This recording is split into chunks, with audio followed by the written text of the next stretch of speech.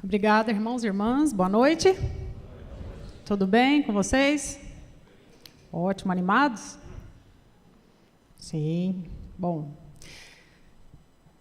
Esse tema, que está lá no finalzinho do Evangelho segundo o Espiritismo, traz importantes lições para nós, principalmente porque é uma prece, e na maioria das vezes nós estudamos, né, o Evangelho, todos os capítulos, várias vezes, e nem sempre aprofundamos naquelas preces finais que são tão importantes ali no finalzinho do livro. Bem, essa prece, vocês terão a oportunidade de ler depois com mais calma, ela nos faz um alerta para as nossas próprias imperfeições e nos coloca em comunicação com Deus para que Ele nos ajude a enxergar as nossas próprias falhas, para que Ele nos ajude a superar as dificuldades e os sofrimentos diários, aqueles que são por nossa culpa, aqueles que trazemos de outras encarnações e aqueles que nós ainda nem passamos e que pode ser que estejamos plantando agora. É uma prece, portanto, que pede ajuda a Deus, pede amparo e proteção aos bons espíritos e declara que muitas das nossas falhas e boa parte dos nossos sofrimentos somos nós mesmos que provocamos. Bom, ok? Moral da prece. Por que mesmo que nós sofremos? Quais são as causas dos nossos sofrimentos?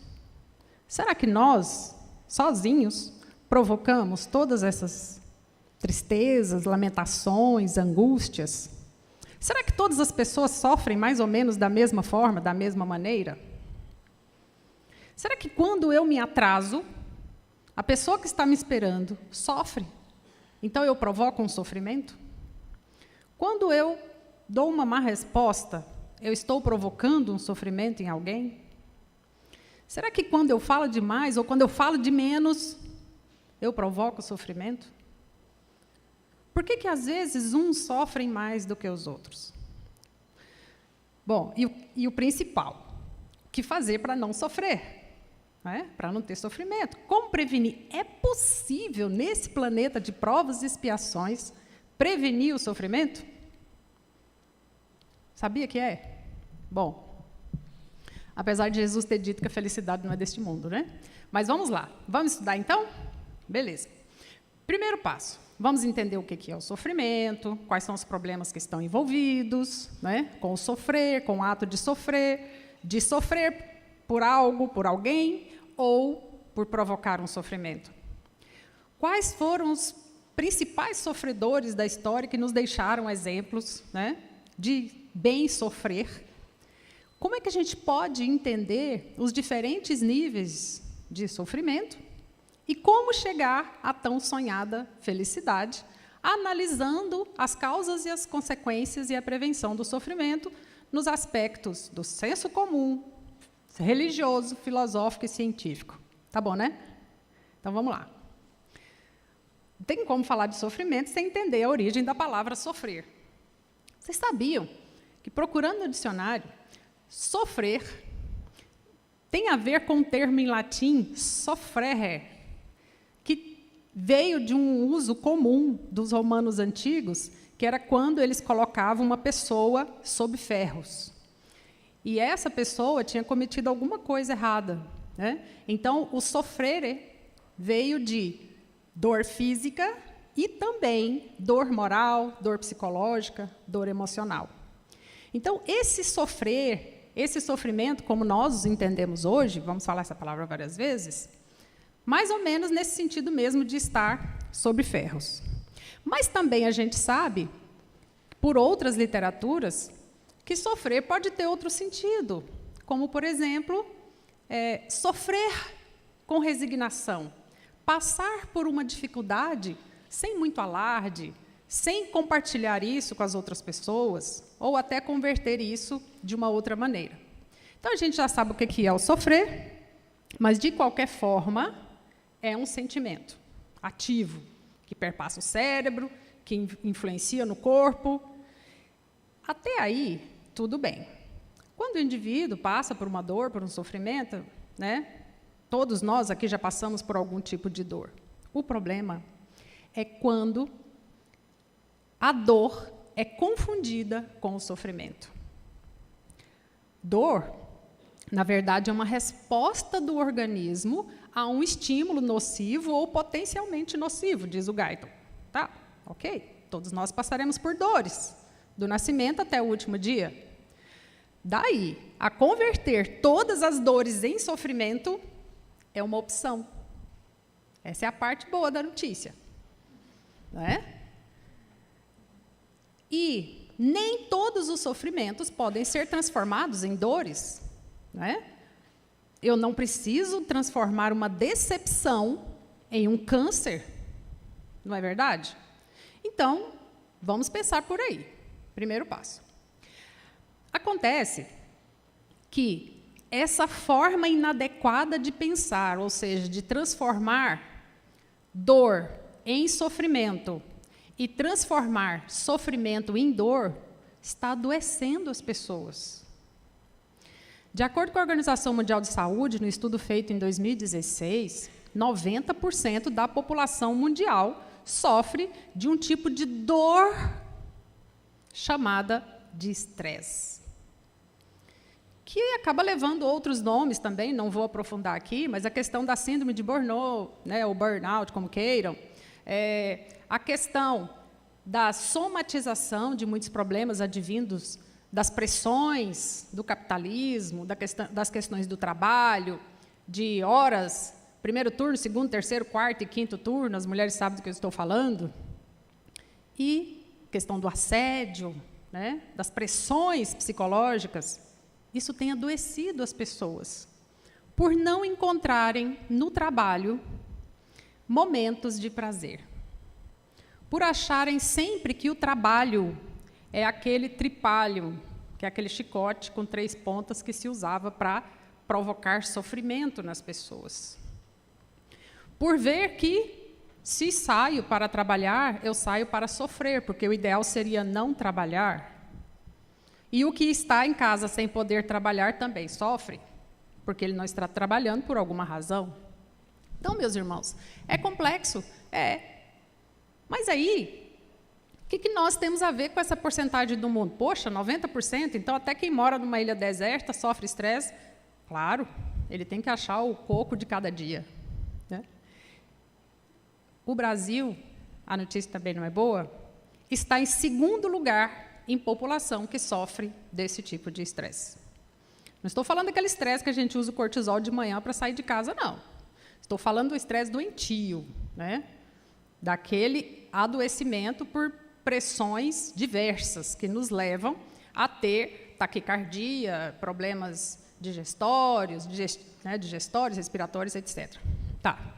Dentro desses problemas todos, o primeiro país a se preocupar com isso foi o Japão. E o Brasil não parece muito preocupado, não. Pelo contrário, está imprimindo algumas leis aí que ainda vão fazer a gente trabalhar mais. Né? Trabalho é ótimo, promove a evolução. Mas vejamos, há soluções para isso? Sim, tem soluções. Né? Podemos estudar, porque a maioria dos nossos casos de sofrimento estão relacionados à ignorância. Podemos entender a diferença entre dor e sofrimento. Podemos entender as razões e desenvolver um sentimento de resignação ou de entendimento, já que a gente não pode fazer nada, então, melhor resignar. Tá, vamos lá. Mais uma dica eu já dou. Nem todos os sofrimentos são resolvidos com um comprimidinho, mas tem casos que precisa. Né?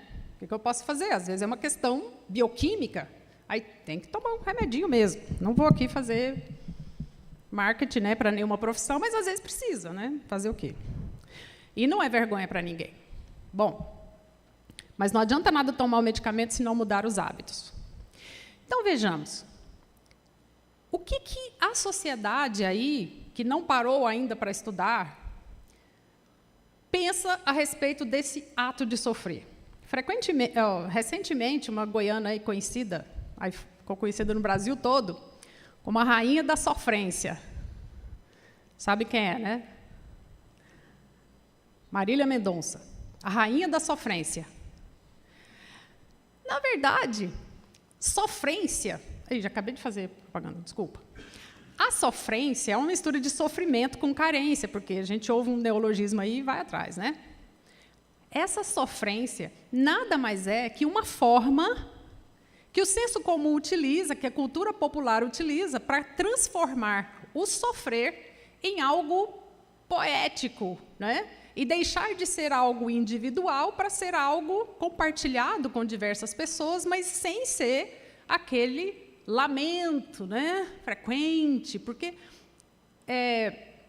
sem perder o sentido de caridade, mas há pessoas que preferem manter o sofrimento e manter reclamações contínuas, reclama para um, reclama o mesmo problema para outro, e todos oferecem soluções, mas, às vezes, eu tenho a sensação de que a pessoa não quer solucionar o problema, ela quer continuar na sofrência,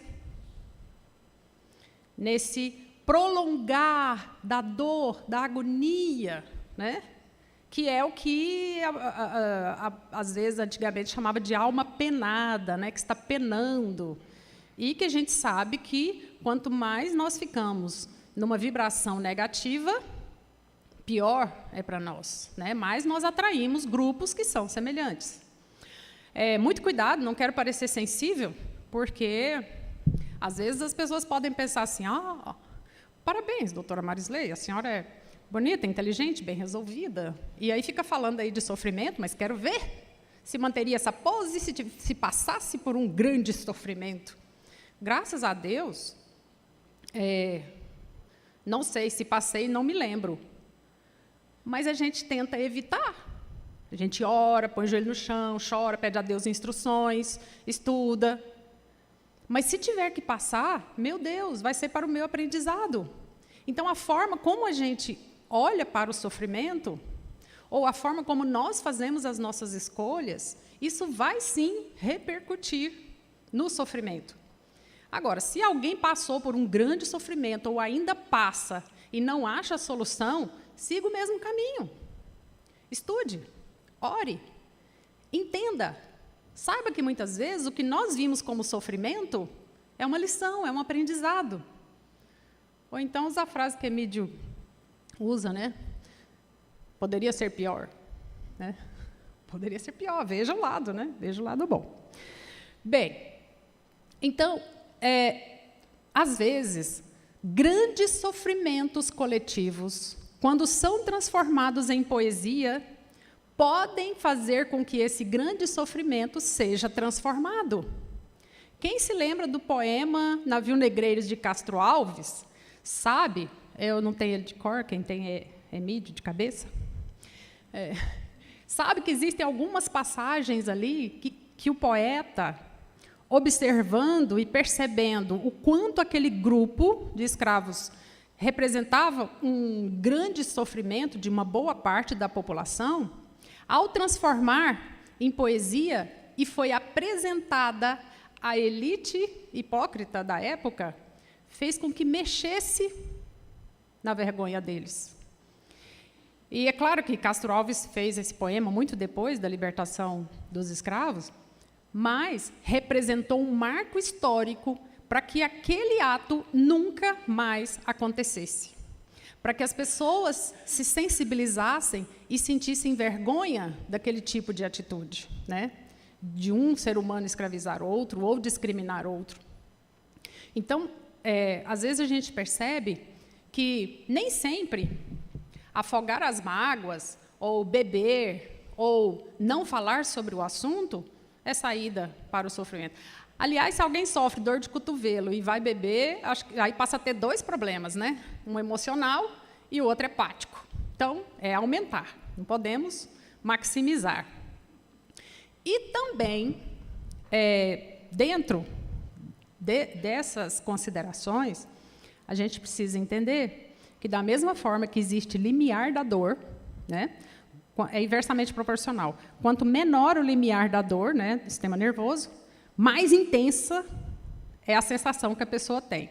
Tem gente que um cutucãozinho já, né? Outros conseguem lutar boxe.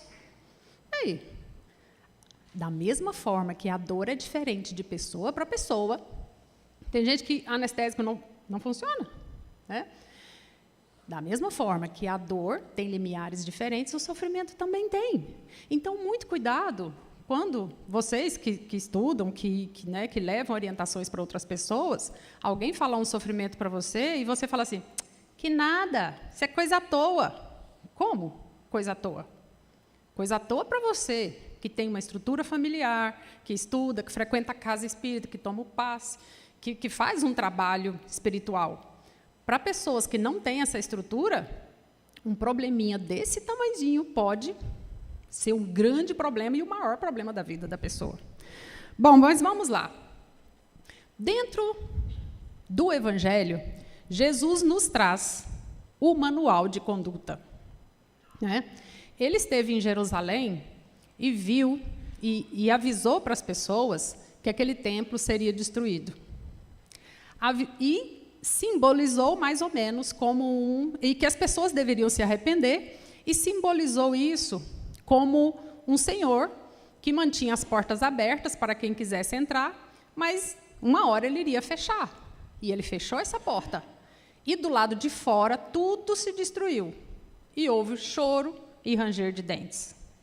E ali então seria o princípio das dores morais, das dores físicas. Se tivessem dois num campo, um iria e o outro iria ficar. Se tivesse alguma grávida, era melhor que não estivesse. E por aí vai. Pensando nesse princípio das dores, muita gente pensa assim, isso nunca acontecerá comigo. Eu não sentirei nenhum tipo de dor. E aí o que acontece? Nós estamos fugindo de qualquer tipo de dor. Mas estamos eliminando as dores sem eliminarmos as causas, que é o mais importante. Então, tem uma dorzinha de cabeça. Em vez de pensar, por que mesmo que eu estou com essa dor de cabeça? Ah, porque tem enxaqueca. Mas como assim? Tem enxaqueca e não vai buscar a eliminação das causas? Já toma logo um remedinho, aliás, anda com ele na bolsa, né?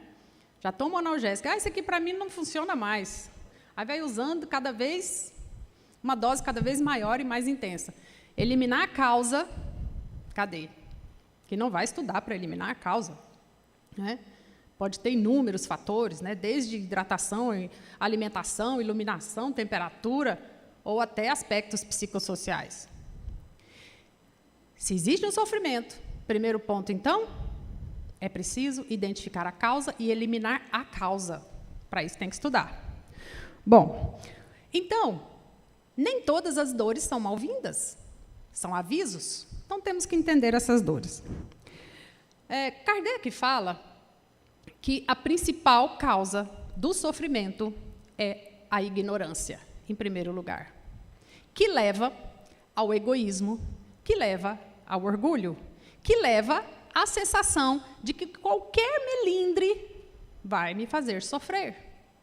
E o indivíduo que gosta do sofrimento, qualquer coisinha ele diz, você me aborreceu, eu me aborreci com o trânsito, me aborreci com esse trabalho, me aborreci com um parente, olha só, me contaram esse negócio aqui de manhã, acabou meu dia, já me aborreci. Olha, parece aquela história da diferença entre a abelha e o besouro, não sei. A abelha gosta de mel, aí tem um besouro que rola, não vou falar o nome aqui, não tem um besorrinho que rola uma bolinha? Isso. Melhor não.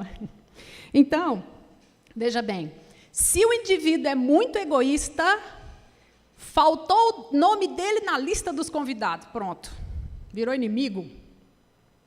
Se o indivíduo é muito orgulhoso, passou por mim, não cumprimentou, acabou o dia. Meu Deus, que dó, não é? Que sofrimento. Já é o suficiente para fazer uma tempestade em copo d'água ou uma tempestade em um copo de lama de orgulho e de egoísmo.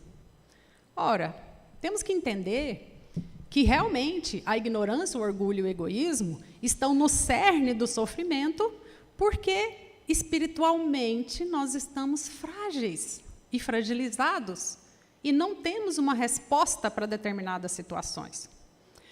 Tentando entender essas respostas, alguns pensadores, lá desde o Antigo Testamento, já se preocupavam com isso. Olha lá, Salomão, lá em Provérbios, diz assim: quem é cuidadoso no que fala, evita muito sofrimento. Ah, mas se eu não falar, eu morro. Mas mata o outro? Né? Sócrates já disse, olha, é melhor que eu sofra uma injustiça do que praticar. Né? E olha que Sócrates soube morrer com honra, né? O rei Davi também, interessante a parte que ele fala, que são vários salmos onde ele coloca no papel os sofrimentos dele. Tá aí, é uma boa saída. Em vez de falar de sofrimento, falar. Me perdoem os terapeutas, tá, gente? Não estou falando numa sala onde tem lá um terapeuta que estudou profundamente para que você fale. Tá bom, gente? Senão eu apanho daqui a pouco, né? Faço uma terapia, tem uma pessoa para ouvir, tem equipes aqui que ouvem, né? E que você fala, explica, às vezes a coisa está te matando por dentro e você não consegue falar. Tem pessoas preparadas para isso, né? E que desenvolveram inteligência a partir disso aí. E Santo Agostinho disse que Deus sabe dos nossos sofrimentos, mas uma frase dele que eu mais gosto e que me dá um roteiro quando algumas dificuldades acontecem, é que a felicidade é continuar desejando o que já se conseguiu. Por quê? Porque, para os budistas, a felicidade, ou seja, o inverso do sofrimento, está muito focada naquilo que eu desejo. Então serei feliz quando encontrar a alma gêmea. Serei feliz quando eu passar no concurso. Serei feliz quando eu tiver minha casa própria. Serei feliz quando eu tiver o emprego dos meus sonhos. Serei feliz quando eu tiver um carro zero. Serei feliz quando me parecer com a Gisele Bündchen. Aí, né? Isso aí é inviável, né? Então, eu coloco a minha felicidade no meu desejo por coisas ou no meu desejo por pessoas ou por ser aquela pessoa. Aí fica difícil, porque a felicidade está sempre fora do meu alcance. E aí, quando eu alcanço, eu digo, mas eu soube que tem uma outra coisa melhor. É igual a história do queijo, né? Pessoa feliz, comendo queijo fresco, aquele de feira, branquinho, né, que vem da fazenda. Pronto, cansou do queijo, já caiu outro queijo. Aí vai subindo de mussarela para não sei o quê, queijo trança, que acho que é de mussarela também, não entendo muito de queijo. Aí até que serei feliz quando tiver... Sabia que tem um queijo que custa R$2.000? Pois é. Tem gente que fala, só serei feliz quando comer um queijo daquele. Tudo bem, seja feliz, vá lá, coma o queijo. E depois, né? Tudo bem, a gente precisa ter expectativas. Mas lá no Evangelho segundo o Espiritismo, Lacordaire tem uma passagem lá desse espírito que ele diz assim: é preciso saber suportar as provas. Se nós precisamos saber suportar, o saber, essa palavra é importante, saber, ela representa um conjunto de conhecimentos. Mas não é só a leitura, é o entendimento da coisa. Por que mesmo? Por que mesmo que o carro parou comigo no meio da rua? Esqueci de colocar gasolina. Também não precisa fazer um escândalo. Ok, serei mais previdente, menos negligente da próxima vez. Né? Então, quando Santo Agostinho fala que continuar desejando aquilo que já se tem, isso vale para os relacionamentos. No namoro é uma beleza. Né? Aí casa, bom, já tenho mesmo, então... Né? Continue desejando. Aquele desejo, de todas as formas, pela pessoa amada, tem que ser reacendido todos os dias. Não é? Seja cada vez melhor no seu ambiente de trabalho, crie novas expectativas que podem ser cumpridas, porque às vezes a gente cria expectativas inatingíveis justamente para culminar no sofrimento e dizer, não foi dessa vez, está vendo? Meus irmãos? Então, vamos ter esse cuidado. Porque as pessoas, só para concluir, as pessoas estão adoecendo sem motivo, sem razão. Um estudo feito por enfermeiros está identificando que muitos deles têm sofrido de um mal chamado surmenage. Não é uma doença, nem ainda foi caracterizada como uma síndrome. Surmenage é um termo do francês que significa desgaste intenso.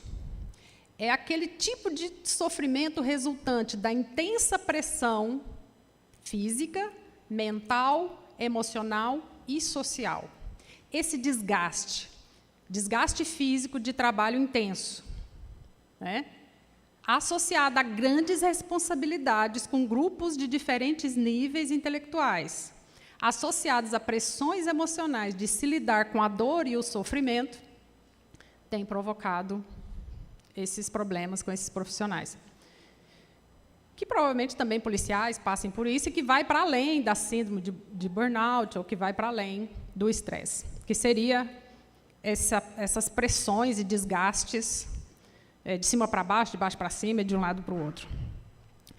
Mas existe saída para isso? Existe. É preciso fazer o que se gosta? Sim. Mas é também preciso gostar do que se faz. Teve a oportunidade? Faça bem feito. Encontrou uma pessoa que tem afinidade? Trate bem. Trate bem, tratar bem todas as pessoas. Isso evita o problema da lei do retorno. Nós atraímos para nós aquilo que nós emitimos, não é? Se nós tivermos esse cuidado com o falar, tivermos o cuidado também com o ouvir, não podemos ouvir tudo e nem ver tudo. Estou falando de canais de violência e de todo tipo de pornografia ou de coisas inadequadas que nos fazem mal. Se nós tivermos esse cuidado conosco, as nossas dores serão menores.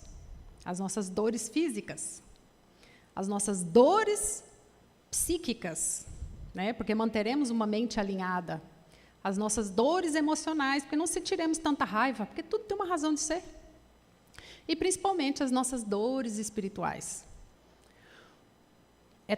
Tanto é que na questão, se não me engano, 230 do Livro dos Espíritos, Kardec pergunta se os espíritos sentem dores. Sentem um tipo de dor, mas essa dor, ela é um tipo que está relacionada a, mais ou menos como aquela sensação quando o indivíduo amputa uma perna e ele continua sentindo aquela perna mesmo, sem o membro fantasma, que a gente chama. Mas o tipo mais comum de dor que o espírito sente é a angústia espiritual. Não é essa depressão que a gente vê muito hoje. É aquele sentimento de que poderia ter feito mais, de que poderia ter amado mais, de que poderia ter perdoado mais. Agora quase que saiu a música, Epitáfio. Mas é legal naquela letra. Devia ter feito isso, devia ter feito aquilo. E quer uma nova oportunidade e fica olhando as pessoas que estão com a oportunidade de galgarem um degrau cada vez mais alto da evolução espiritual, por meio da paciência, do perdão, da fé, do amor ao próximo. E, principalmente, do conhecimento de si mesmo, dos próprios limites e em que estágio está. Meus irmãos, a gente não precisa sofrer. Dores nós teremos muitas, mas o sofrimento é uma opção. A forma como nós lidamos com ele vai fazer toda a diferença. Que Jesus nos abençoe, nos dê sua paz e que tenhamos uma ótima semana. Muito obrigada.